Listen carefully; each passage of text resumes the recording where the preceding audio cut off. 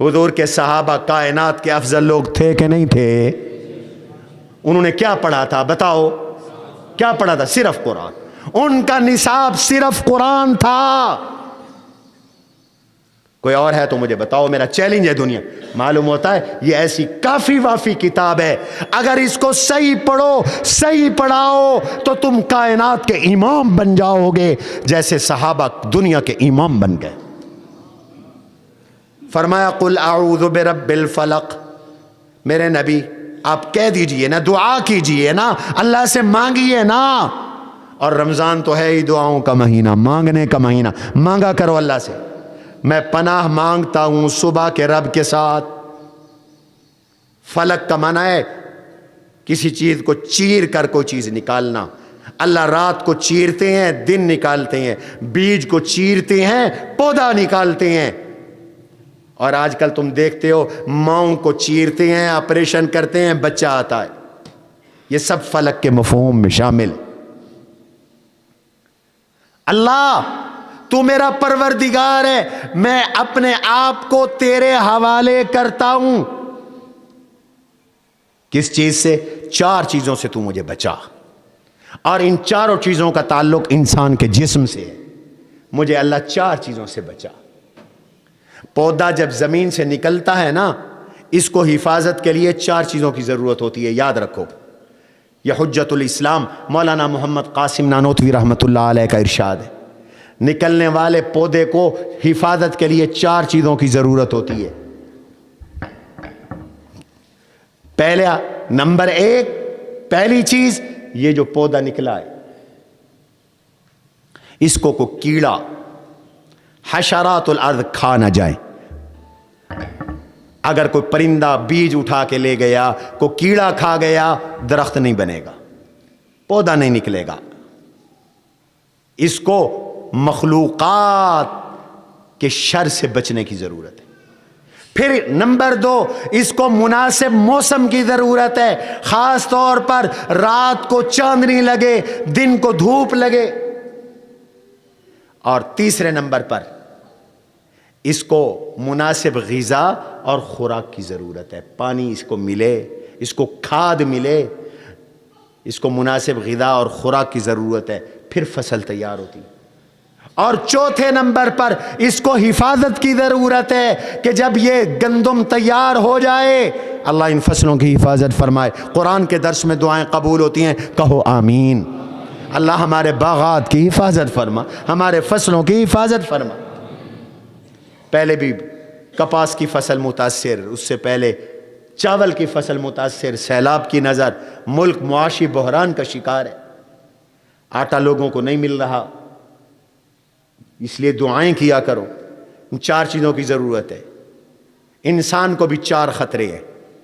اللہ نے فرمایا ان 4 خطروں سے تم حفاظت کے لیے میرے ساتھ کنیکشن جوڑ لو، تعلق جوڑ لو، مجھ سے دعا کرو، میں تمہیں ان 4 خطروں سے باہر نکال کر تمہاری حفاظت کروں گا. جیسے میں گندم تمہیں عطا کر دیتا ہوں، پھل تمہیں عطا کر دیتا ہوں، میں تمہارے جسموں کی بھی حفاظت کروں گا. یہ 4 خطرے ہیں تمہیں. پہلا خطرہ کیا ہے؟ من شر ما خلق. جیسے پودے کو خطرہ ہے کیڑے سے، مکوڑے سے، ایسے تمہیں خطرہ ہے تمہارے مالوں کو، خطرہ ہے چوروں سے، ڈاکوؤں سے، جنات سے، جادوگروں سے. تمہاری جانوں کو خطرہ ہے تمہارے دشمنوں سے، تمہارے حاسدوں سے. تمہاری جانوں کو خطرہ ہے اللہ کی ساری مخلوقات سے. یہ پہلا خطرہ ہے. مجھ سے مانگو، میں اس خطرے سے تمہیں بچاؤں گا. قل اعوذ برب الفلق من شر ما خلق. اللہ اپنی ساری مخلوق کے شر سے مجھے بچا. اب اس میں چور بھی آ گئے، اس میں ڈاکو بھی آ گئے، اس میں بدماش بھی آ گئے، اس میں جھوٹے کیس کرانے والے بھی آ گئے، ظالم افسر بھی آ گئے، انتقام لینے والے حکمران بھی آ گئے، اس میں حاسد بھی آ گئے، مخالف بھی آ گئے، جلنے والے بھی آ گئے. وہ لوگ بھی آ گئے جو ساتھ لگے پھرتے ہیں، اندر سے جڑیں کاٹتے ہیں. اللہ کو تو سب کا پتہ ہے نا. واہ میرا اللہ، تو نے کیسی مبارک دعا، مبارک صورت، مبارک وظیفہ، مبارک عمل عطا کیا۔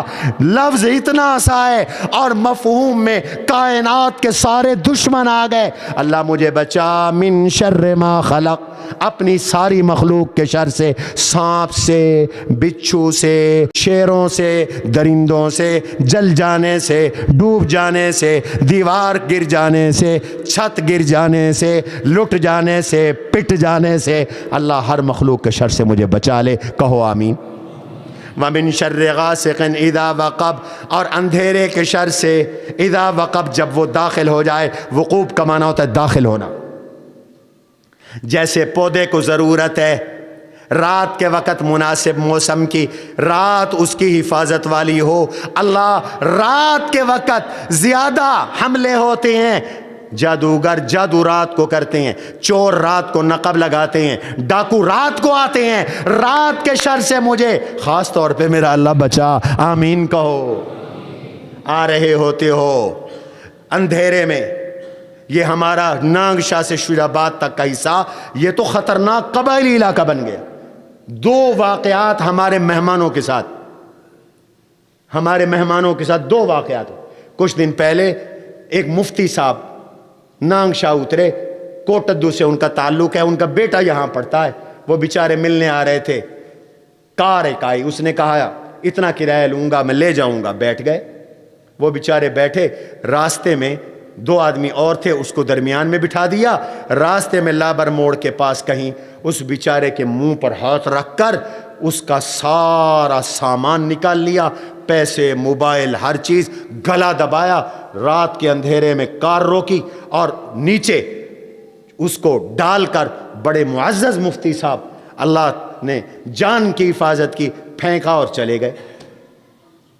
دوسرا واقعہ بھی کچھ دن پہلے، ایک مہمان آیا بیچارہ، وہ رات کو یہاں سے گیا، کار پہ بیٹھ کر سیم اسی طرح کا واقعہ ہوا، کوئی پوچھنے والا نہیں ملک میں، اور یہ شہر تو ویسے لاوارث ہے، یہاں کے لوگوں کو خوش آمدوں سے فرصت نہیں، اداروں والوں کی، اے اللہ کے بندوں کو عقل کرو، ایسی وارداتوں سے حفاظت کے لیے اللہ نے یہ سورت دی، تمہیں پڑھا کرو نا، یہ سورت دی، اور یہ جملہ دیا من شر غاسق اذا وقب، اندھیرے کے شر سے بچانا، ومن شر النفاثات فی العقد الی العالمین، میں پناہ مانگتا ہوں پھونکے مارنے والی لڑکیوں کے شر سے، جادو کرنے والے لوگوں اور نفوس کے شر سے۔ یہ عقد، نفاسات مؤنث ہے، مراد جادوگر ہیں، نفوس کی تعویل میں ہے۔ یہ جملہ میں نے اپنے ان طلباء کو کہہ دیا، یہ سمجھ گئے۔ یا اللہ جادوگر کے شرور سے مجھے بچا، جو گیروں میں پھونک لگانے والی، وہ 11 گیریں بنائی تھی اور اس میں پھونک مارا تھا، تو یہ خاص طور پر جادوگروں سے حفاظت کے لیے۔ اور مفسرین میں ایک جماعت کہتی ہے اس سے مراد جادوگر بھی ہیں، اس سے مراد پھنسانے والی لڑکیاں اور چھوکریاں بھی ہیں جو پاک دامن لوگوں کو پھنساتی ہیں اپنے جال میں، وہ بھی نفاسات فی العقد ہے۔ آج کل یہ فتنہ بھی عام ہے۔ قد عظمت فللأمجاد بانيها ومن يسعى إلى العليا بما فيها ويبني